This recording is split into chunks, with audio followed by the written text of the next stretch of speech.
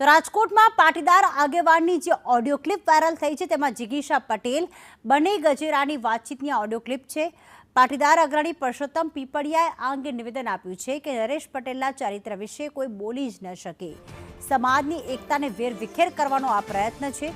નરેશ પટેલે બ્લેકમેલ કરી પૈસા પડાવવાનું કારસ્તાન રચવામાં આવ્યું। પોલીસ તથ્ય જાણી જવાબદાર સામે કાર્યવાહી કરે।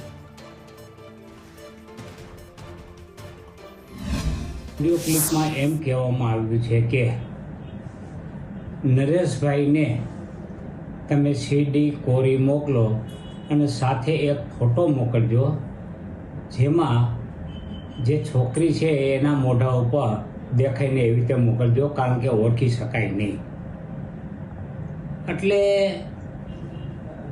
નરેશભાઈ એને ઓળખી શકે નહીં, એટલે એ બાબત ચોક્કસ છે કે આ કોઈ ત્રાહિત વ્યક્તિની સીડી નરેશભાઈને મોકલવાની હોય અને જો નરેશભાઈ એ છોકરીને ઓળખી જાય તો એમને બોલાવીને સમાધાન કે જે કાંઈ કરી શકે એ કરે નહીં, તેવું તેનું કહેવાનું થાય છે।